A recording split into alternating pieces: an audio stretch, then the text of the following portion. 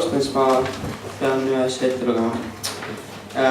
See on Inglilt Erkile. Heikile. Erkile, mitte Heikile. Erki, sõber ülihea. Oled mees, kel helge pea. Taipu jagub nagu koeral kirpe. Oskad teha igasugu trikke. Ning alati sul kaasas tops, mille sisse käib sul tee ja soks. Jätka ikka samas vaimus saa, siis kindlalt taevasse sa saad.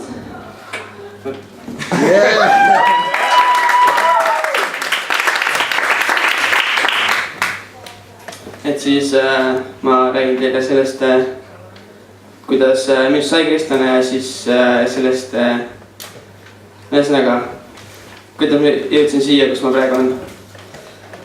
Et ma olen sellisest perest pärit, kus mul nagu ema on kristlane, aga isa ei ole väga.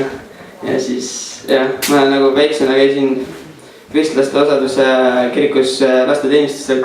Selline äge, kus kirikuõpetaja alguses nagu rääkis mingi huvitav loo, kas piiblist või siis mõne muu. Ja siis pärast seda oli selline nii-öelda teenistuse osa, mis oli nagu alati samasugune. Ja siis nagu algas mulle see nagu meeldis täiega.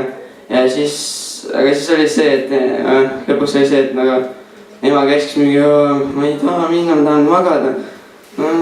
Aga noh, jah, ühesõnaga ja siis ma käisin seal, käisin leeris, on ju. Ma ei tea, kas te teate, mis asi see on, aga igatahes põhimõtteliselt ja siis ma hakkasin nagu ikkagi Jumalat uskuma nagu täielikult ja ma andsin oma elu Jeesusele. Aga siis tuli selline, ma ei tea, tagasilöök või midagi.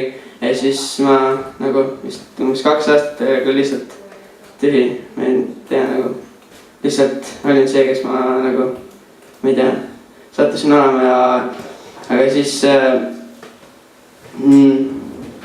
mingi hetk on ju, vist ma mäletan, mis, okei, eelmine aasta käisin Elisabethiga, teate, kes Elisabeth on ju? Käisin samas näiteringis ja siis see oli kevadel kunagi ja siis me sõitsime bussiga koos koju nagu ja siis ta lambist küsis, et kuule, et sa Saaremisse ei taha tulla või, et mingi, ma ei mäleta, kus ta mind kutsus, efektile vist, aga noh, Saalemiga ma olin seotud ainult niimoodi, et vahepeal Merle Kangur tegi mulle kõne laupäeval. Kuule Jakob, sa kitarri ei taha mängida teenistusega. See oleks hästi armas, kui sa tuleksid mängima.